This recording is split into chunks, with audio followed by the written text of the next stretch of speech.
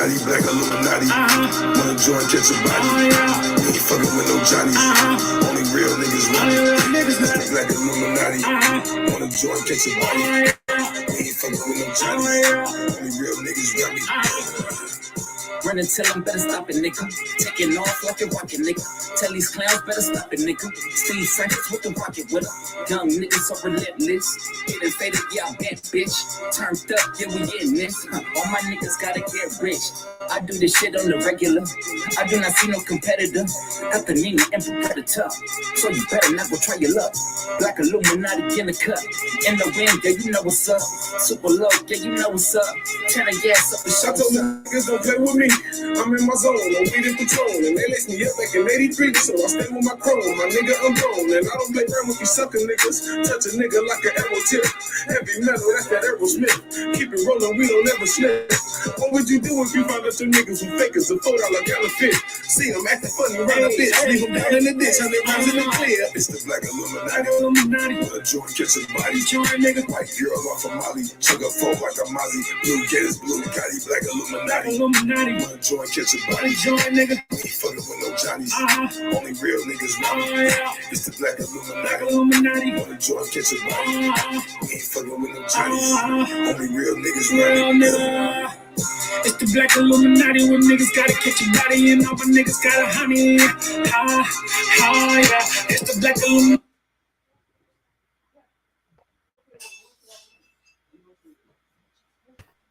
It's the black Illuminati. Wanna join, catch a body. But first, you gotta subscribe to Crumb TV. We in here, we got a real good one for y'all. The Real BMF. Media versus Islam. Y'all ready? We taking it there. I got my break brother in here with me, Dr. Inky. You feel what I'm saying? I got a lot of knowledge, wisdom, understand. Ding here with me. Shout out to Crumb. We see you out there. Shout out to all our first responders. We got 30 people in here already, man. Oh, I'm loving it. Inky, I'm so glad. Hey, we had to come in a little late, y'all, because Inky had to get me right. You feel me? We had to make sure we really bring the facts to y'all straight from the dragon's mouth. This is heat. We spitting fire tonight. We're not playing with y'all. You feel me? Love for Milwaukee. Oh, we got Milwaukee in the house. Oh, yeah, we all around the world. Let's get it in. Let's get it in, man. We got London in the building. We got Australia in the building. We got Ireland in the building. We around the world. Yeah. We got New York in the building. We got Georgia in the building. We got Cali in the building. We got Canada in the building. Yeah. They watching. We got Philly in the building. Baltimore's in the building. B-more is definitely in the building. Memphis, Tennessee in the building. Yeah. Look, Arkansas in the building. We got now everybody like, hold up, you ain't mentioned my everybody trying to get their shout out now. I'm seeing all type of cities. I ain't touched it with it's too many. Rhode Island, we got everybody up in here, man. Yeah. Boston, Alabama. No, outlaws. You feel what I'm saying? Peace to them, though. Yeah, we about to get into this. So this is the Real BMF. This is my journey through the actual word BMF and the concept of it. It was a long journey. It started with the media, but it ended with Islam. It was very interesting. I learned about what they do out here with images. Now, we start right here where everybody loves to start. Google. Now, I'm well known for I'm well known for talking a lot about my heritage, being Gullah Geechee. I'm real proud of that. Oh, shout out to Auburn, Pennsylvania. We see you here. You feel what I'm saying? Massachusetts too, and everybody on the East Coast. I think a lot of people on the East can relate to my Gullah Geechee roots. You feel what I'm saying? Going all the way from North Carolina down to the Florida and all that. You feel me? And the reason why the journey starts here is because when I asked my grandfather, when I was 32 years old, like, man, if you knew all this about me and us being Gullah Geechee and our culture and who we are and all this and that, why I didn't know this? Why I wasn't raised like that? Why you didn't tell me? And he said, because y'all Google everything. It wasn't that he didn't tell us. Him and his wife told us plenty of things, plenty of times. They said y'all Google everything. Y'all let it Google everything. But here's what I'm gonna show y'all something. Sometimes we argue, you say Google it. But who is Google? Where is Google? What is Google? Show them, God. Google in the location right here. Oh, I made that kind of small. Could you blow that up for me, God? I think it's 1600 Amphitheater Parkway, Mountain View, California, United States. That's the all-knowing for y'all. That's Allah for y'all. That's better than 20 books, 10 master teachers, and all that. Everybody wants to Google it, Google it, Google it. But we're going to show y'all today what happens with certain concepts and certain things, how they get handled when you let Google handle the process. You feel me? Hold on. Before we go further, let me just show this real quick. I'm not sure if everybody's aware of this. Yo, they're trying to interrupt our build. Hold on. I'm not sure if everybody's aware of this, but this might be interesting for people to know, especially with what Kanye was talking about. In terms of the media always criminalizing, you know, the indigenous and the original people. It might be interesting for y'all to know who actually runs Google is those very people that Kanye was talking about. We ain't going to say who. We're just going to say those very people. Whoa, Leo Cohen. Wait, this is bigger than just him being one of those people. Wasn't he the head of 300 and Def Jam? Come on now. Whoa. So this is the reason why YouTube changed, because I was on YouTube from the early days. And back in the early days, you could pretty much put whatever you wanted to put onto YouTube, and you didn't have to worry about your videos. Like, you go to sleep and you wake up, your videos is gone.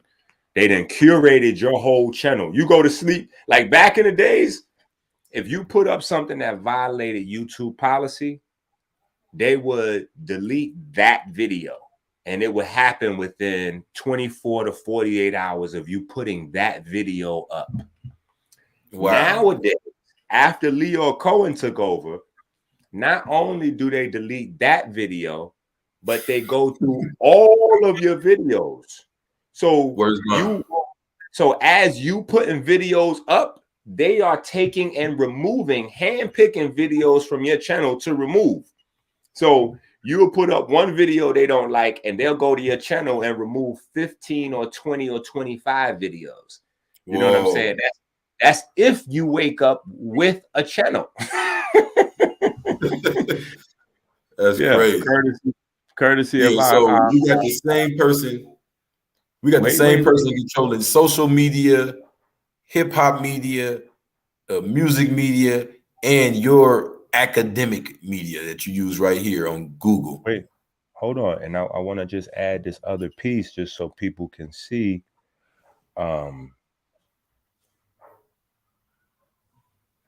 This little clip. Peace and love, the music land.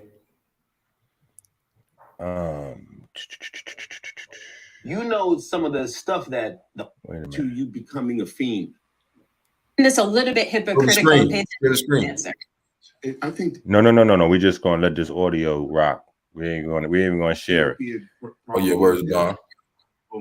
I already know who it is. Shh, Black Illuminati. Yeah, let him hear this. Answer.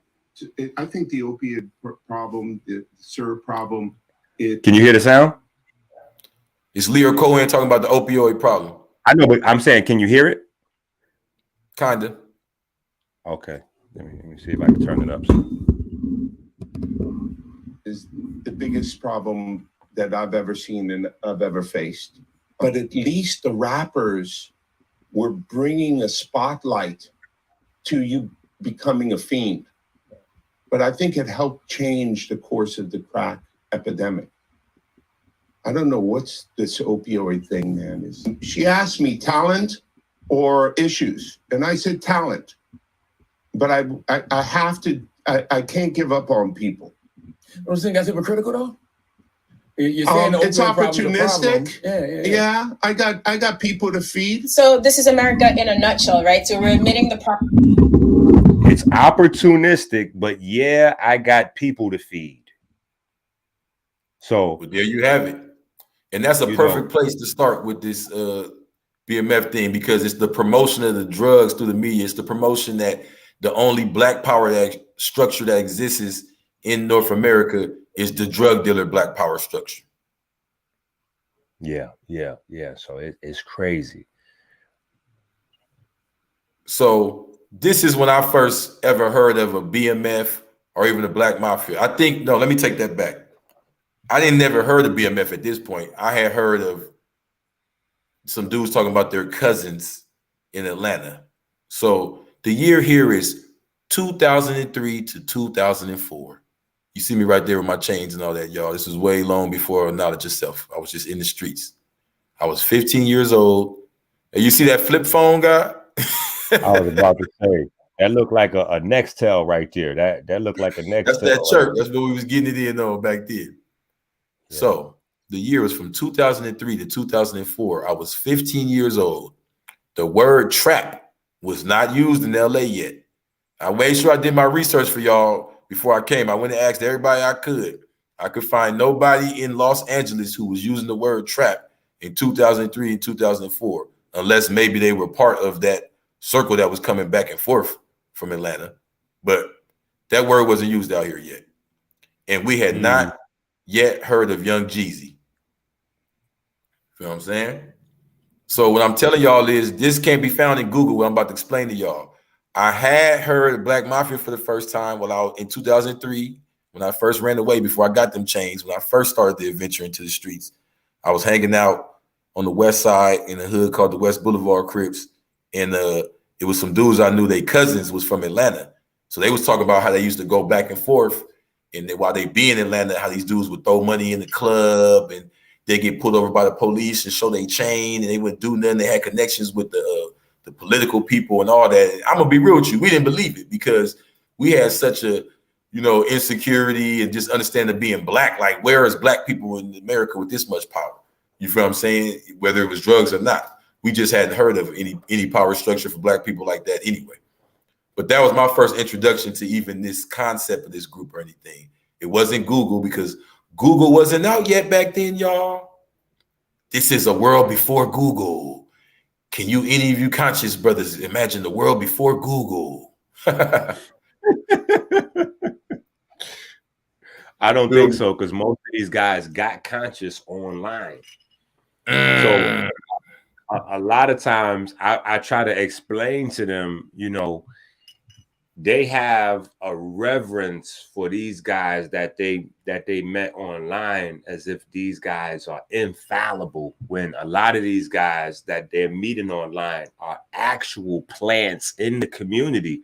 Like, I don't know what's wrong with these people that call themselves conscious, because they talk like all day long about how the government infiltrates the black movements and blah, blah, blah. And here we have a public black movement. Yeah. And these niggas think that there's nobody invading this conscious movement. Meanwhile, Bobby Hemmett and Dr. York talking about your soul is in your anus, and you got to go through the anal sex and all that to be conscious and all that. Like, that's called. Oh man, yeah, it gets super deep. It gets super deep. Yeah. And that goes to show how you can throw you off with the word conscious. No, exactly. Yep. So this is my first. So this, now I'm talking LA culture. You can hear me, guy? Yep. So why do rappers say trap? This is for all my Google fans. Why do rappers say trap? Trap is this is from wikipedia.org wiki, trap music, Wikipedia's definition. Why do rappers say trap? Trap is a subgenre of hip hop music that originated in southern United States during the late 1980s. The genre gets its name from the Atlanta slang word trap, a house used exclusively to sell drugs. Yeah, okay, that's Wikipedia. However, in my experience, when I was in the streets, we had not heard this word yet. You feel me? When we first heard the word, actually was from the T.I. album Trap Music. I asked everybody I grew up with, and they all agreed right here in LA. And for everybody here, I'm not here to tell the whole story. I'm here to tell about the Real BMF. We're getting there. So in LA, we had heard trap on T.I.'s album Trap Music.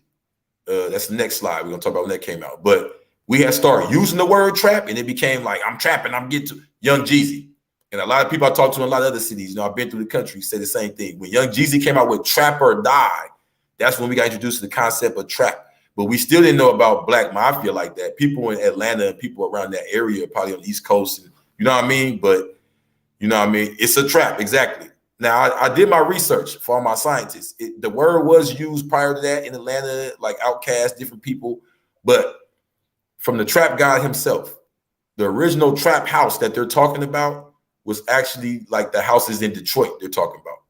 You feel what I'm saying? He said Google was around 2003 and trap was a dope house. I'm from Memphis. All right, brother, let's put you on up there. Let's get you some shine, brother. I don't disagree with you. I'm telling you that we didn't have a bunch of cell phones with cameras and we wasn't on them all day Googling everything back in 2003. Word is bond. You know what I mean? Google was not a lot back then.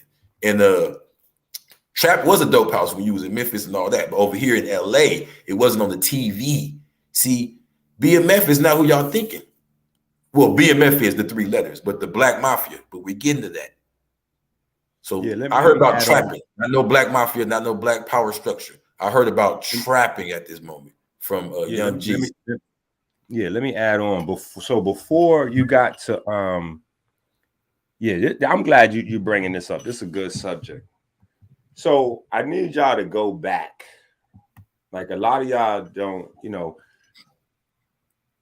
my family, a part of the reason why I do what I'm doing is because my family for generations participated large scale in the street culture, right? So that's one of the reasons why blue magic is called blue magic, because we're now using blue magic to save souls, to save people's lives, to extend people's lives, right? So trap, the concept of trap, how trap got applied to the dope houses, right?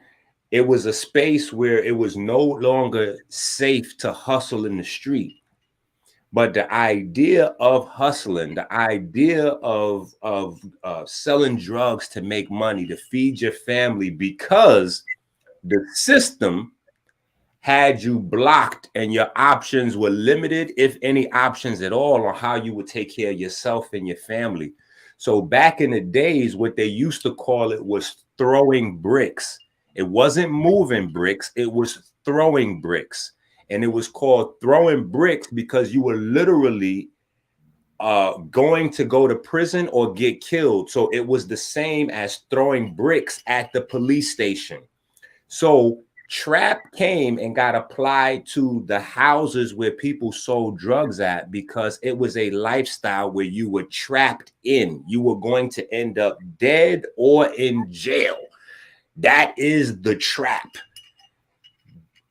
Along the course, those old school understandings got removed so that the youth would look up to trapping and create the idea that trapping somehow was entrepreneurial and you was building a business and getting money. No. You was trapped into the lifestyle of being dead or in jail, because once you got the felony on your record, you're now legally labeled a slave.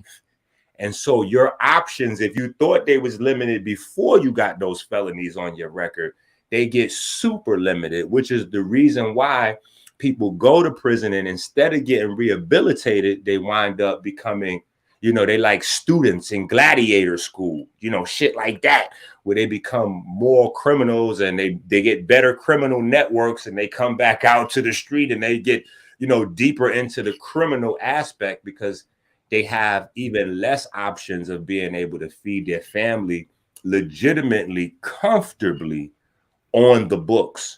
So you had a whole power structure develop off the book in the underworld. And the whole reason it's called the underworld is because it was the world that the Spanish, the blacks, you know, the Puerto Ricans, the Irish, all of these different groups, the Italians created for themselves to subvert the government movement, which was to suppress and oppress these people. So that's where it was trapped. And that's where you have a lot of OGs that's coming home from prison, Crips, Kings, Bloods, whatever, and saying, listen, nah, we got to get back to these youth and let them know that this shit is a trap. It's a setup. You're going to wind up dead or in jail and lose your children, lose your family. The very reason that you went out to risk your life in the street in the first place, to take care of yourself, your children, and your family, you're going to lose them in this struggle because you're going to wind up dead or in jail. Trap.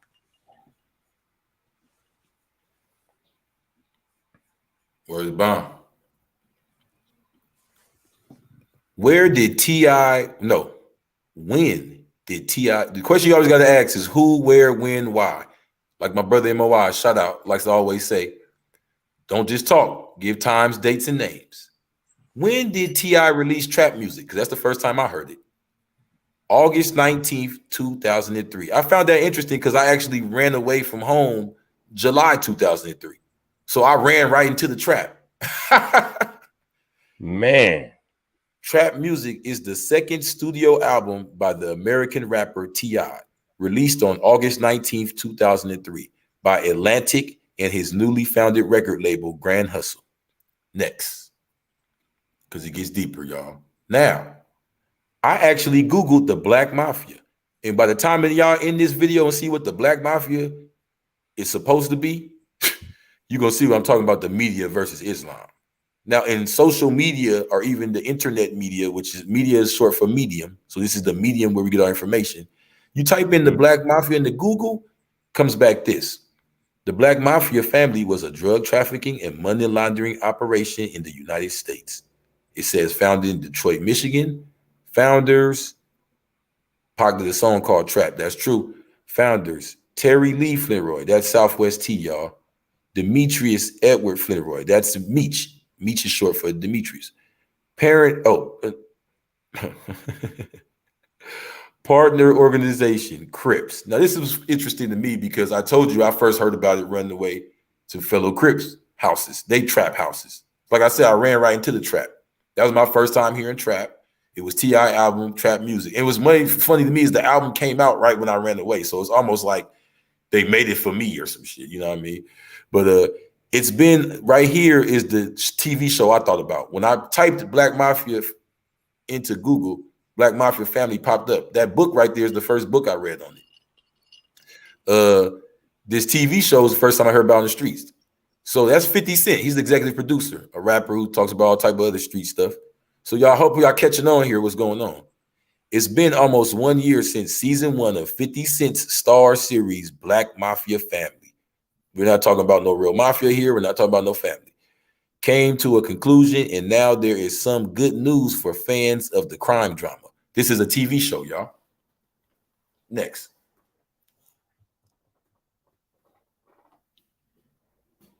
So, what is BMF? Now, I need y'all to understand the difference here. The truth is the truth. BMF is its own thing. What is BMF? Pops up is trailer from the TV show. This advertisement right here. Shout out to the Kings. Now, when I was growing up, we heard about stories from Atlanta. Atlanta this, Atlanta that. The only Crip homies I knew in LA that knew anything about some BMF, them 3 letters, was homies that was going to Atlanta. And they were getting money and coming back and forth to Atlanta. I thought Meech was from Atlanta like a lot of us did. We only saw him affiliated with people from Atlanta. Well, I put is BMF Atlanta or in Atlanta or whatever. Check what coming back for all you Google fans out there. In Atlanta, Big Meech became attracted to the music industry and launched BMF Entertainment in the year 2000. Known for his larger-than-life persona. Oh, yeah, he used to throw big parties y'all couldn't even imagine. I think these rappers doing something. This is where a lot of that rapper personality comes from. A lot of it is really the federal government imitating what he really had going on. His larger-than-life persona that fit perfectly with the entertainment industry's addiction to spectacle. Big Meech and BMF was hip-hop's hottest new company with the launch of a record label and media outlet. So this explains why I affiliated this with Atlanta and why everybody I knew that were Crips, and I'm not saying no Bloods knew about it. I'm just saying it's funny that it said partner Crip, and that's where I first heard about it. And we didn't even believe of it, not because of we didn't see it on TV or anything. We just didn't believe. We had never seen black people with this much money or power or anything. I first heard about it through Atlanta music, and actually, I first heard about BMF in the news and in mainstream media, like Middle America talking about it, was actually after the Gucci Mane case. Now, for those that don't know, in 2004, this is when we kind of first started hearing about it. So Young Jeezy had signed with Puff Daddy, and they dropped Boys in the Hood, and they had a song with Gucci Mane called So Icy. That's funny because now the label's called So Icy Boys. And don't forget, Gucci was in the feds, y'all. And this is where Gucci, Jeezy, and BMF kind of first got put on the world stage. Yeah, I say it was about 2005. Now, I caught my case that I did all that time on, that I talk about a lot, in 2005. So hit that next slide, God. I'm about to show them when the world really got introduced to BMF in the news and all that. And on the top, you see there it says Before Vlad TV. To any parents watching, be careful, because Vlad TV is where they go, and I think the feds are controlling some. I don't know, but Vlad TV is where a lot of rappers go telling themselves. But this was long before Vlad TV. You couldn't just find out about crime in the street and what was going on secretly and all that just randomly. You couldn't go on the internet and just find it out. Even if Google was around back then, you know. It sure wasn't people up there saying, hey, this is what we're doing over here. So long before Vlad TV, people also asked, what happened to Gucci Mane in 2005? I didn't put any scientific question, y'all. I didn't put nothing about a case or nothing. I just put what happened to Gucci Mane in 2005. On May 19, 2005, tensions were soaring between Gucci Mane and Young Jeezy. Then 4 men set up Gucci Mane at a stripper's home and attempted to rob him. Gucci Mane grabbed his pistol and shot one of the assailants. But the question is, how do we know this? You know what I'm saying? Like, I know how I found out. I know what I heard through. Oh, the feds? That's what you saying? You saying the feds? This next slide gonna show. Oh, the feds, huh? Okay. The feds know, but that's not how I found out. I found out the same way the rest of America found out that year. Yeah. This is going to be this. You know, Vlad actually comes from a program in the school that he graduated from about black or urban criminalization. So it's interesting that after he left his school, which invests heavily into the incarceration business, like the business of making money off of the slaves and felons, you know, he's like an alma mater of the school that is heavily invested into prison labor and culture and all that. So it's just coincidental, I guess, that he's the guy that's recording. Let me hop in. I see a triangle here. We got Vlad in one corner. We got them telling and going to the feds in this corner, right? Then we have the investors, and what was that, about 92, 93, that invested into all the private prisons that was also invested into the record labels? That goes back to the first dude you showed. Then all the rappers claim to have a meeting with him around 92, 93 with those investors. Yeah. And these are the same people that signed the labels in Atlanta that promote this stuff. This is the first time I was hearing about BMF, y'all. Let's get one thing straight. What'd you say? Same people Kanye was talking about. The red media. Shout out Kanye. He said that they put the vibration. There's no mistake that started in Atlanta. He said they take the 808 vibration and put something anti. I'm a killer. I'm gonna kill this. I'm gonna kill it. Exactly, y'all. We talking about the feds and the people within the so-called hip-hop community that they work. That's why Nas said hip-hop is dead. Let's get one thing straight. Young Jeezy has said on several occasions that he had nothing to do with the raid on Springside Run. He's talking about the raid over there when they tried to rob Gucci Mane. Police have never named him as a suspect. Young Jeezy, they never did. And the only arrest that came of the incident was that of Gucci Mane. Nobody was charged except Gucci Mane, who was charged with killing Pookie Loke. Those charges wouldn't stick. Remember, he went on the stage and admitted to killing Pookie Loke. He bragged about it, right? Supposedly. Oh, let me finish reading that. Hold on. Yet, this is the way I found out about it, y'all. This is how I found out about Black Mafia in the news. This is what made me say, whoa, there's Black dudes tied to the mafia and the government. No, I mean, when the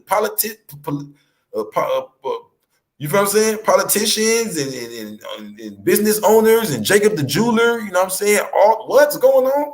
This is how that got to the news and got publicized and glamorized. Yet Gucci's former attorney, Dennis Ship, and his current one, Ash Joshi, them sound like them people Kanye was talking about, are firm in their assertions that BMF is some way responsible. This is how I first heard about BMF, through this case. Here's the situation, Ship says. 5 guys came in, they were BMF. That's in quotation marks, y'all. This is how I first heard about it making the news.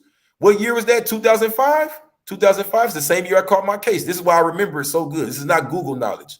I remember where I was at in 2005. I remember 2005. That's when I first heard of trap this, trap that, trap this, trap that. I was in the trap. And guess what else got put in the trap in 2005? The trap itself got put in the trap in 2005. When did Big Meech get arrested? Oh, Google master Allah, Google that knows everything. Big Meech and Terry's drug network came to a screeching halt in 2005 when they were arrested by the Drug Enforcement Agency. That's according to thesun.com. Why did Big Meech go to jail? I mean, it just behooves me, you know what I'm saying, that this all happened in 2005. You feel what I'm saying? Oh, hold on. Baltimore Jama says, oh, hold on. He said, oh, hold on. I'm about to catch this one. They ain't about to block this truth. In 2006, 2007, they were selling a lot of shares to the public, to the private prison industry. Go back to what you was just saying, God. This is where I learned the truth at, in the prison. Interesting. The year is 2009. It's 5 years after Trap or Die had been released. BMF is all in prison. This is one of the biggest indictments in American history. It's all over TV at the time. Gucci Mane is free. He's doing his thing all over TV. And hip-hop is dead, as Nas said in 2006. I hope y'all know I'm revealing the secrets to y'all right now. Catch up. I ain't even know the secrets yet. So I'm telling it in order. The year is 2009. And the book I got was Black Brothers Inc. This is before I had knowledge of self, y'all. Y'all could probably tell. I was chilling like a villain. Young man right there. And this book, Black Brothers Inc., introduced me to a concept I never heard of. A real, actual Black Mafia. Not just a bunch of people doing crime and hooligans. No, a group of people who are loyal to each other no matter what. And that have ties to a power structure that's outside of the government that makes up the law. You get what I'm saying? Like, they can oppose even the law if they have to. A real power structure that protects its people that you can appeal to. Almost like a nationality, like how the Italians have people that back in Italy they reported to and gave money to, like a power structure. We just never thought that existed, especially with us being thugs in the street. We didn't know people had power structures and ways to elevate out of this. We thought crime was it. You trapped and you were trapped. We never heard of anything outside of the trap. Oh, hold on. What's this? Inky about to drop the bomb on y'all. No. This is the guy who put out the book on the BMF in Philadelphia. He was actually a cop in Philly, and he used the fact that nobody could infiltrate this organization as a way for him to get promoted up the ranks to the point where he's now like a college professor and established, criminal justice. He's a big shot based on this book, but the book really has no real information. Yeah. That's So crazy. this is how the government literally can come in and create their own narrative. If they can't find one, they'll create one. So we seen the group of people in Atlanta that were all related to each other and they were doing crime, right? Okay, we got that. Black Mafia family, whatever. That's BMF. That's not Mafia family. Like, I'm about to show y'all what I found in this book. In this book, it kept talking about brothers from the streets, such as Malcolm X, one of the greatest brothers we look up to out here, especially in the conscious community. Brothers from the streets, from prison, from crime-ridden communities that were still having crime all through them after they joined Islam, being recruited to this high power. Because Islam was in America already, y'all. We're not going to sit here and lie about that. But this new high power system that was all through the country, building companies, bakeries, banks, taking kids out of the poisonous public school, teaching them themselves, having economics, teaching science, getting people graduate out of schools, doctors and all that. This is what was going on through this power system known as the Nation of Islam.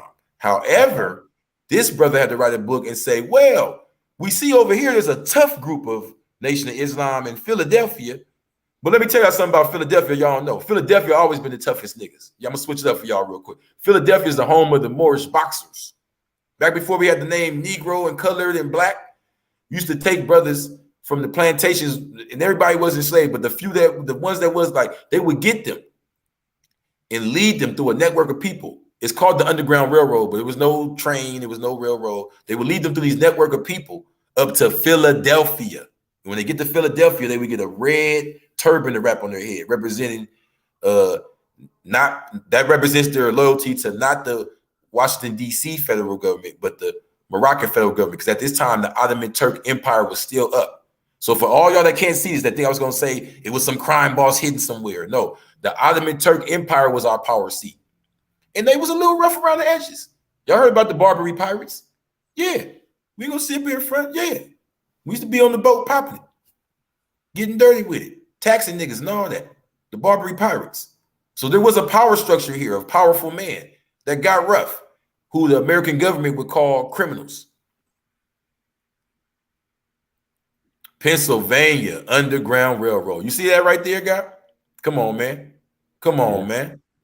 Yeah, yeah. And dudes don't know. Philadelphia is named after a great Egyptian pharaoh. He's the Egyptian pharaoh who ordered the writing of the Bible. You always talking about King James. That's the English king that ordered the writing of the Bible in English. The first time the Septuagint was put together on the scroll was in Egypt under Ptolemy Philadelphus. That's who Philadelphia is named after. According to House Resolution 75 in 1933, you can look that up, y'all. Philadelphia was built and populated and first started by a group of Moroccan people, Moors from Africa that came through Spain. It says this literally. So for all you Google fiends, go ahead and Google that. House Resolution 75, 1930, 1933. If you question Okay, me. hold on. House Resolution.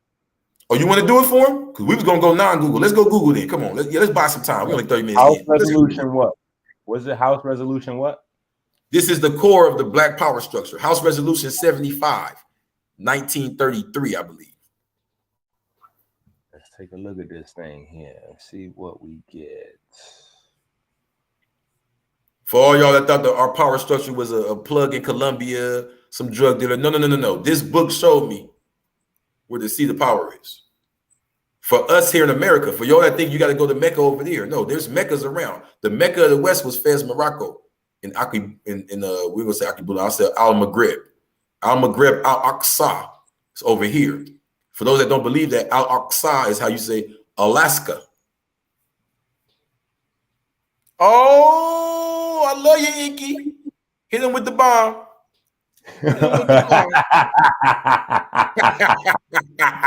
It ain't no fun when the rabbit got the gun, you heard?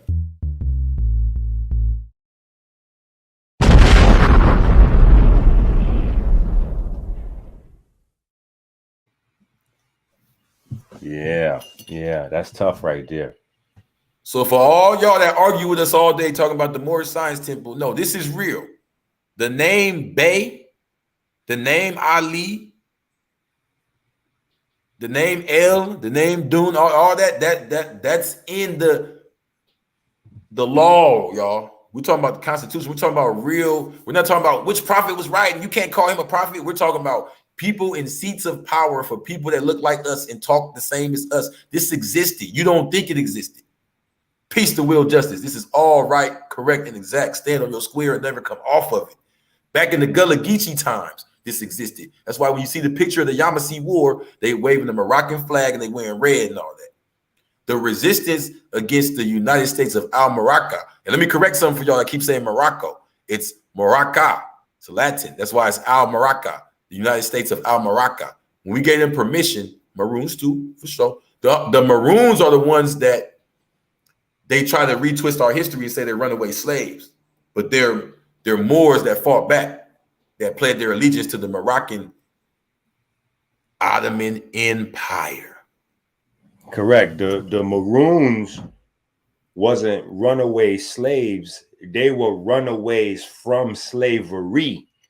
So they were the people that was never captured. They were the people that moved. They continued to move and continued to rebel all the way up until the point where they were localized in southern Florida, what we would call Dominique today, what we would call Dominican Republic, Haiti, and Jamaica. And Boukman was a leader of the Maroons. And so the Maroons gathered together in Haiti. And that's how Haiti was able to do what they did in terms of the Haitian Revolution. But the Haitian Revolution could easily be renamed the Maroon Revolution because that's what was going on then. Yeah, they was all together. And guess what? The people who put it together, because the government's going to say y'all wasn't supposed to do that, that's illegal. They're going to call them, that would be a mafia or a crime family. Come on now. That would definitely qualify as a black mafia family. It ain't no fun when the rabbit got the gun, you heard?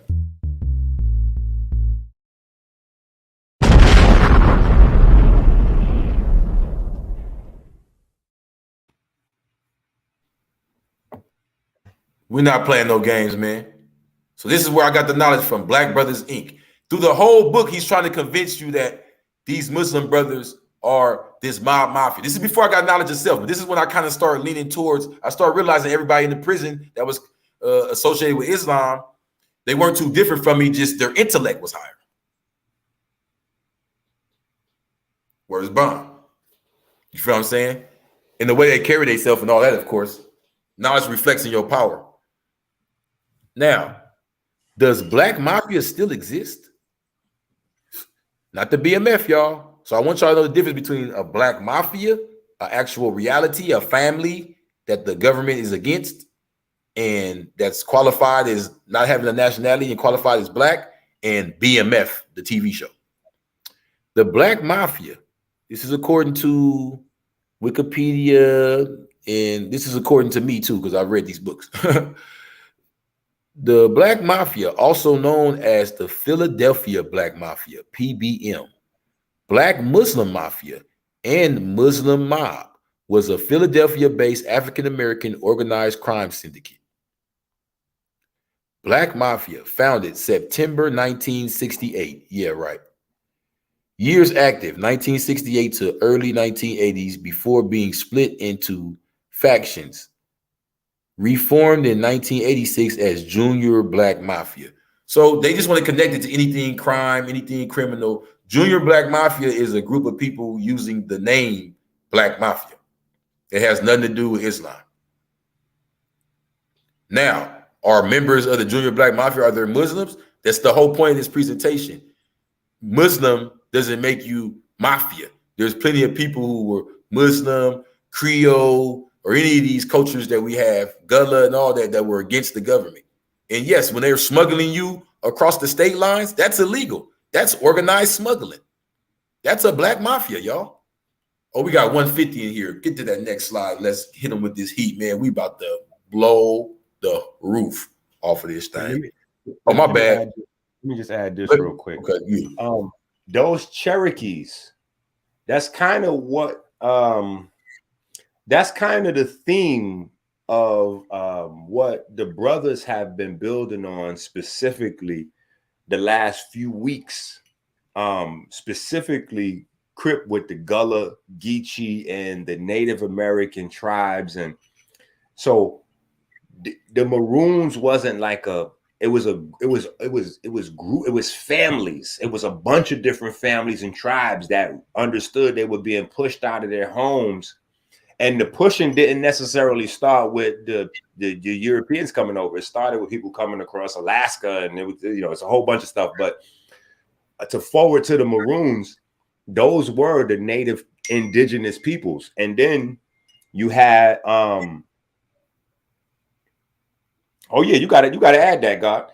But then that's the story of Andrew Jackson chopping down the cherry tree. You know what I'm saying? That cherry tree represents Cherokee. That represents the Moorish, the last bit of the Moorish strongholds where the red flag was waving. You know what I'm saying? Like that's that whole, Trail of Tears, and that's all of that's tied together. Those are not separate stories. Those are all of those stories are one story. You know what I'm saying? So yeah. But go ahead and add that piece in, God. I can't even deliver that for you. You got to drop that. Words bond. To the brother out there is asking about the Cherokees. We keep going through this. That's the new name. When they were around then, they were called the Shakur. That's an Islamic thing. The Al Shakur, going back to, but we ain't gonna go to that. The point I'm saying is, look this up, brother. Ramadan ibn Wati. Ramadan ibn Wati is the last Cherokee leader. His first name is Ramadan. Ramadan. They're gonna lie to you and say that's not his name. Well, his son's name is Saladin. His son's name is Saladin. So if they lie to you and tell you his name wasn't Ramadan, why is his son named Saladin? So not only was he Muslim, he was the leader of the Cherokees. The leader of the Cherokees, like a leader of a lot of other tribes, were Moroccan in culture, in their allegiance of pledge. A lot of them practice Islam, including the Cherokees. But I didn't want to hit them that hard this time, man. Hit them with the next. Oh, no. Go back to that slide. We can get more to this Philly though. Hold on. We got to show and improve, God. I believe this is what you refer to. Oh, show and prove then. Is that what we're talking about? Nah. Is this him? Umar. Type in what I said. Ramadan ibn Wati. I'm gonna spell it out for you. Watch. You can go to Google. Let's go to Google. Since everybody love Google so much. Ramadan. Yeah, Ramadan ibn Wati. Word is bond. I don't tell no lies.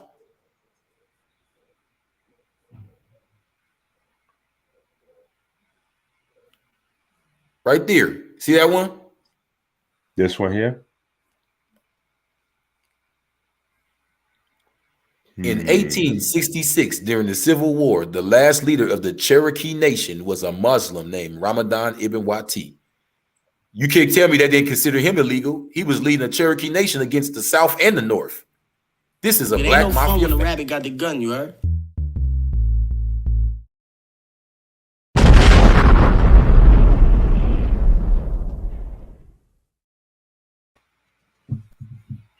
And you wonder why you see brothers with the South flag and all that. They don't know that, man, it gets deep. It gets deep. When you're made illegal, your history gets wiped out too. Your history becomes illegal. Now, was the Nation of Islam a mafia? Like, come on, y'all. Are we serious here? Is this where we're going with it? Because I hear a lot of brothers try to knock the prophets down and say, oh, he did this, he did that. I mean, Moses caught a body. Bro, Moses caught a body. You understand? That's how Moses' story starts, with a body. There's people throughout the Bible in jail, all that. Many of the original members eventually became Nation of Islam members. Yeah, many of these dudes, they got out the streets and elevated. or converted to Islam, giving the organization the nickname of the Muslim Mafia or the Muslim Mob. The Black Mafia gained power in local neighborhoods by intimidating people to prevent anyone from reporting the group's activities to the police. This is according to the wikipedia.org. They got that from that same book, y'all. But the point is, yeah, is Islam a mafia? No. We've already proven to you what we're talking about. These are people who were against what the government was doing to us in the 50s, in the 40s, in the 60s. When they want you to keep looking at Martin Luther King and us marching, we were really getting cracking. They don't want you to know that because they're going to call that a crime. And they're going to call them a crime family. But they're a strong family, a dominant family, an Islamic family. It was illegal for them to teach their kids Islam. Did you know you were a black mafia back then, even if you taught your kids Islam? If you had 5 families that all practiced Islam, that was a black mafia because it was illegal to do that back then. Word is bond. Feel me? I can't see it, guy.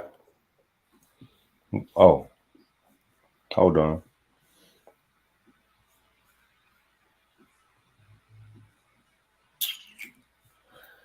I got you. The next one.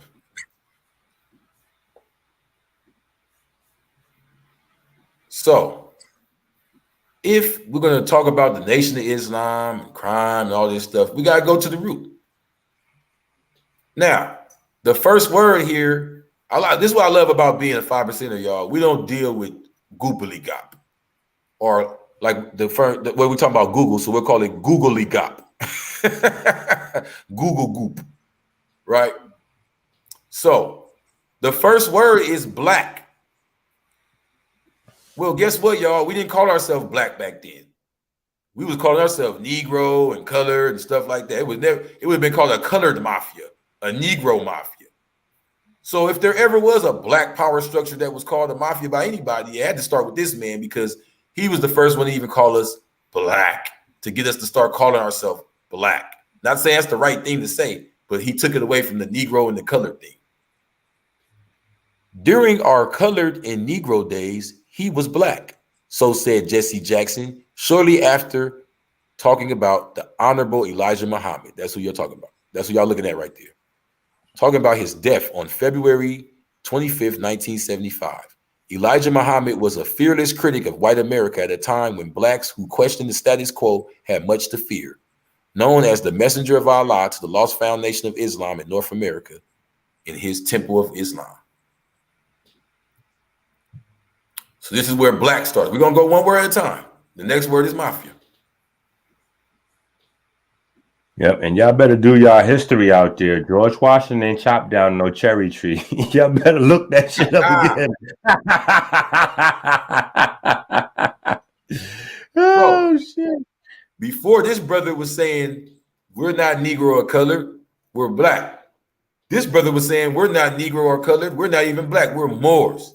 And this is when the Ottoman Empire was still standing, y'all. So you got to understand that meant something back then. We're not here to argue about whether it's Moor or black. Back then, to pledge allegiance as a Moor, you would become basically, you have a status, like a immunity type, you know what I mean? So the point is, that was our seat of power. Now, I'm not here to tell you that a bunch of people, even though if y'all want to, y'all could look up a few brothers that did appeal to the Moroccan government and get out. Specifically Ibrahim Sori, but we're not here to talk about that. His Moroccan setup had to do with over here. Yes, Noble Drew Ali's mother was Washita. His father was Cherokee. So just like we used to talk about the Cherokees, how their last leader was Ramadan Ibn Wati, that wasn't the last leader. Was they ready for that bomb? Ain't no fun when the rabbit got the gun. Ramadan Ibn Wati was not the last leader. It continued. Proof right here, Noble Drew Ali. He was the current seat for the power of Islam in the West at that time. It ain't no fun when the rabbit got the gun, you heard?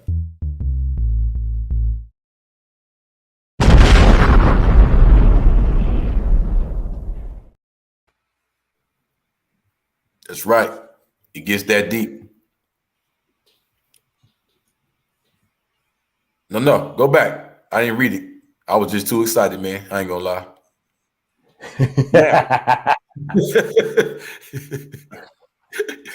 Now, when you think of the mafia, you gotta understand when you have all these people in the mafia that's Catholic giving this money back to this church, it's going back to the Pope. This is a power structure, y'all.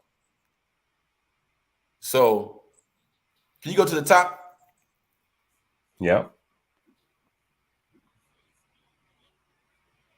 So at that time, before I'm going back for y'all, I'm not confusing y'all. The internet and everything else said the real black mafia, not the one on TV, was these Muslim brothers out of Philadelphia, and they were with the Nation of Islam. Well, we just explained that any power structure that's not with the government is considered a black mafia to them. That's us. So did it just start with Elijah Muhammad? Did he create the black mafia? There was no black anything when he came around. He started that whole trend. So any Moorish seat of power, any Negro and colored or slaves, there was no power structure with them. So the so-called what would be the Pope to us at the time, what was the Pope to all the mafia members of the Italian group? Because remember, the white power structure didn't like the Italians too much at that time either, but they worked with them to work against us. They were the ones running neighborhoods. In your mind, we had no power structure. We wasn't running nothing. But that's not the truth. There were brothers around in fly suits and silks and satins running things, running numbers, pimping big mansions, all that. And there was a seat of power here at the same time as well. There was brothers running businesses. It wasn't about crime. It's about power structure, a black mafia family. Well, there was a leader at the time. Like we said, back in 66? That was Ramadan Ibn Wati. This brother came not too long after him. And he was in power until 1927. This would be our so-called Pope, Noble Drew Ali, until 1927. Now I can read the bottom. Y'all get a better understanding. Is the mafia connected to the Catholic Church? The Catholic Church in Italy has long been associated with the mafia, thanks in part to their post-war common cause against communism. September 18, 2020. Pope seeks to liberate Virgin Mary from the mafia. AP News. I don't make this stuff up. So if the black man does have a religion or anything like that, who would he be connected with? Whether he does crime, whether he comes from the streets, whether he's in prison or whatever. But y'all don't believe the original man had a power structure over here. Y'all don't believe that there was another group of people on the East watching what was going on over here saying, hey, do this and do that, wear this and wear that. Tell the brothers that's over here to do that. Or the government said this, tell them to resist. Tell them to go to prison on purpose. What about when they had the war going? And the war was before the World War. They were telling brothers over here to resist. They were going to jail for that. Those were black mafia families. Those were crime families. Come on, y'all. They were smuggling people from the South to the North. Come on, man. That's a black mafia family. Not what they're showing you on TV, kilos, throwing the bricks at the goddamn prison that they're trying to get you to do. It's really about coming together as one in unity with Islam, with understanding, with mathematics, with our history and our true culture to build. That's a black mafia family. But keep it going, though, God. We about to hit them. We about to spin it on them. So hold on. Did it stop with Ramadan Ibn Wati? Nope. If we are the Shakurs, the Yamasis, that word means God Moses, if y'all don't know, Yamasi. If we're the Gullah, the Gala, the Geechees, any of that, who's our leader? A Muslim leader named Ramadan Ibn Wati. So at one moment, it was Noble Drew Ali, the noble. Did anybody ever come fill that spot after? Well, what I learned while I was still in prison, I started trading letters and actually communicating with the Muslim community. And I learned about a place called Dearborn, Michigan. According to Baynoon, when the people they interviewed for the biography, Fard's followers grew to approximately 8,000. This is long before the internet, y'all. Way before Google. Wow. He had 8,000 real physical people in front of him with no internet, no phone or nothing, checking in every day. Within 3 years, the prophet not only began the movement, but organized it so well that he himself was able to recede into the background, appearing almost never to his followers during the final months of his residence in Detroit. Dearborn is in Detroit, y'all. So the same way Black Mafia family started in Detroit, these Black power structures started in Detroit. And why was it in Dearborn? Dearborn has one of the highest populations of Muslims in North America. It's the Muslim capital of America. I mean, come on, y'all. Yeah, come on, y'all. Hey, check this out.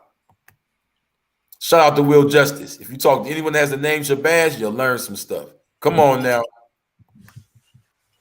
Oh, hold on. You said Drew Ali died in 29, not 27? Pardon self. Drew Ali released the Circle 7 Quran in 27. You're right. He passed away in 29. And this is when this brother took over in Detroit in 1930. I do this stuff off the top of my head, not off Google, so excuse me. The point is, right after Noble Drew Ali comes this brother. This was not a switch of organizations or argument. This was a passing the baton, y'all. We've been had this family power structure. Facts. Shout out to Mahdi Ali. He knows what's going on. Dearborn has the highest population of Muslims. It's the Muslim capital of North America, y'all. Keep it going, God. You already know what type of time we on. So these are for those that may want to say, hey, man, you know, we heard about this and that. This is a picture of a dude called Wallace Dodd. That's not Wallace Farr Muhammad. Wallace Farr Muhammad is an Arab. I read the police report myself, y'all. Y'all go look up the federal files if y'all want to. They say he looks like a little brown Mexican. He's light, though. No one's saying he's black. He's Arab. This is to teach us our roots and what's going on in the Middle East, North Africa, West Africa, because they'll have you thinking that Mansa Musa wasn't a sultan. They'll have you looking at Mansa Musa, an African, as part of black culture, but you won't hook that up to the Ottoman Empire because you're being colorism. You're being colorist. Think. Hey, and feel free to put all of your comments under the video for people that want to have the Wallace Dodd versus WD fraud. Like, if you want to have that conversation, not in the chat room. Again, not in the chat room. Under the video in the comment section. I will be timing out and deleting your comments if you put inappropriate comments in the chat room, because inappropriate comments in the chat room fucks up the algorithm of the video, and then people don't get to see the video. So if you got those type of comments, remember, under the video, not in the video. The chat room is considered the video. My bad, God. No. Word is bond, guy. We ain't playing with these dudes. We showing and proving. They shucking and jiving. Come on, man. Look. Yeah, we in the temple tonight. Shout out Ruach HaKodesh. Peace. Now, if you see here about this power structure, I gotta just reveal something, y'all. The route that Big Meech took is not a new route. Atlanta, Georgia, Detroit, Michigan, Chicago, Illinois, Philadelphia, Pennsylvania, Los Angeles, California, which was a city started by some Moriscos. Y'all didn't know that though, huh? These have been Moorish hotspot hubs. Yes. And they've been considered crime hubs because they've always had to do with smuggling people that were being imprisoned. Remember, slavery was covered up as prison after the Civil War. So when they came with the real slavery, prison, and start building these prisons everywhere and say, hey, you're loitering, hey, you don't got a job, hey, whatever reason they could think of to lock you up. These were the brothers that would break you out. Shout out to Asada Shakur. Shakur is the original name of Cherokee, y'all. Y'all catching on now? Asada Shakur got broken out of a prison and took to Cuba. The Black Panthers part of the same Black Mafia family, supposedly. We've been had a family over here. The Moroccan Empire. All of those that never pledged allegiance to the United States of America, when they claimed to annex our land in the Louisiana Purchase, but we know they really didn't. We never made no deal with them. We have all been considered illegal since then. We have all been considered a Black Mafia since then. We've all been criminalized since then. We've all been fighting and struggling hard just to survive. We've all been fighting, struggling hard just to make it through here. We're almost dying off and extinct now, y'all. You know what happened to the Black Mafia family that Big Meech and them was part of? I'm not trying to glamorize them selling drugs and them, but you know what happened to them? They don't have kids. They're in prison. One got one son, the other one got one son. They're not fake. If they both had 10 sons, imagine how it would look. Got him my ass. They're going through the same thing the rest of us are going through. The power structure is being broke through our own lack of reproduction. Like Crumb was talking about, man, everything goes back together. Black Gorilla family. BGF is a little different. Shh. You going that deep on the wheel? Come on, man. Ain't got there yet. Bring the next slide. No, bring that one back up, though. The Prophet. Y'all hate when I say that, huh, y'all? Y'all want me to be wearing a purple skirt flying on magic carpet. Y'all mad because they might have beat up a dishwasher or something? Calm down, y'all. Don't be so soft. Anyway, Elijah Muhammad offered $100,000 to prove this charge that this Wallace Dodd character is Wallace Farr Muhammad. And no one ever proved it, y'all. No one ever took the 100 bands they was offering. Check this out, though. Farr was not only the object of police interest, Muhammad himself was arrested in 1934. Oh, you're not hiding nothing. When he refused to transfer his children from the movement school, the University of Islam, to a public school. You feel that's an honorable cause, Inky? I go to jail for that. Huh? Yes, sir. Yes, sir.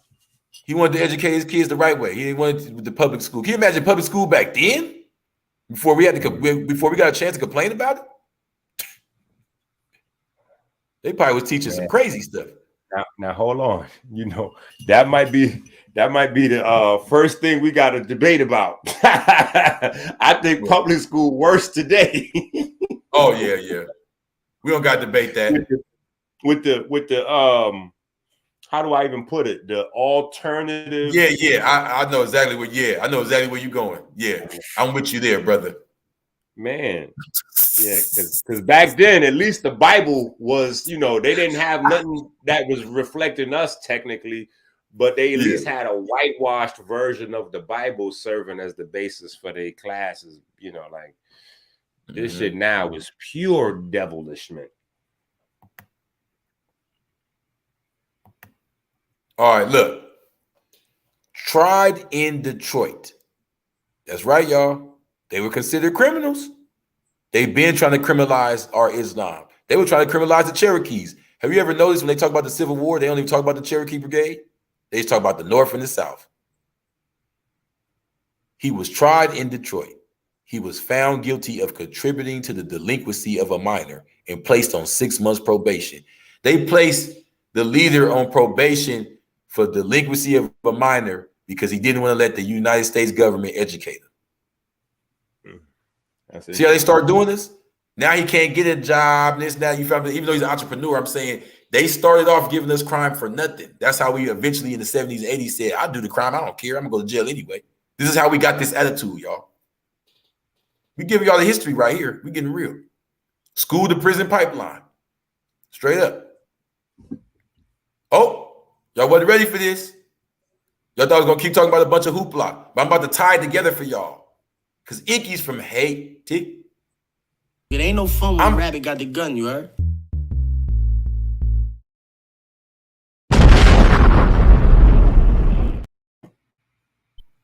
Did the Arabs in Detroit, the Gullah Geechee people down the coastline of the east, going all the way down to Georgia, where the brother Elijah was born, and the so-called Haitian, who are our brothers, who are Haitian, I don't know why I said so-called, the Haitian people, all tied in together into one so-called black power structure that they would label a black mafia. Oh, it's deeper than y'all think.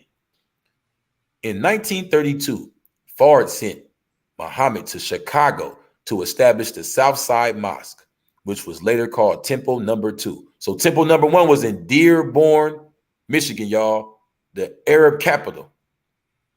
So why would he send him to Chicago to make the Temple No. 2? We call it C Mecca in my nation. We're about to tell y'all right now. Muhammad was successful in that venture, but at the same time, back in Detroit, Fard was being harassed by the police. This is according to C. Eric Lincoln, author of The Black Muslims in America. quoted Muhammad's recollection of the events. This is what Muhammad said. He, talking about Fard, was persecuted, sent to jail in 1932, and ordered out of Detroit, Michigan, May 26, 1933. He came to Chicago in the same year and was arrested almost immediately and placed in jail. Placed in the federal prison and forced out. But you got to ask yourself, why Chicago? And why were they waiting for him, Chicago? They already knew what was going to go on. One of the oldest crime bosses in North America could only find success in Chicago. He was a numbers runner. He wasn't a killer or a pedophile rapist, nothing crazy like that. He couldn't find a job. They wouldn't let him work. They kept locking everybody up. He ran numbers. He went to Chicago because there, Chicago was built by the person on that statue. Blow that up for him. Sapase. Blow that up for him. Proud. So proud. That's the founder of Chicago, y'all. Y'all thought it was some old white guy? No. A Haitian brother named Jean-Baptiste. Up a little more here. Jean-Baptiste. What's that middle name? Pont du Sable. Woo! He built Chicago and made it a safe haven for our people long ago. It's been Moors, Haitians, Creoles, Gullahs, all one people. There, resisting the government. That's the reason why. That's the reason why they keep Chicago the way they keep Chicago, where all of the kids killing each other off and all of that. Because somewhere in the mix of that, somewhere in the mix of them kids, you're going to find relationships that go back to these people that originally built that establishment there. And if you have people like Taj Tariq and others keep saying birthright, birthright, birthright, birthright, birthright, eventually these little maniacs with the guns going to be starting to wonder, hey, hold on now. Are somebody trying to say that we got some claim to this here? What's happening here? Exactly. No, exactly, bro. And that's when it gets scary because when I found out my grandpa, who he was and all that, I'm like, bro, this ain't far away like we thinking. This ain't no 400 years ago. No disrespect to any of the studiers, but if you're still studying 400 or 500 years ago, keep that stuff for your personal figuring things out, bring it up or whatever. But we're talking about now. Let's go to the future, y'all. Crumb TV is the future. That's a nice little snippet, huh? Hey, Crumb TV, if you're watching, no fun when make the this a rabbit got the snippet. gun, you heard?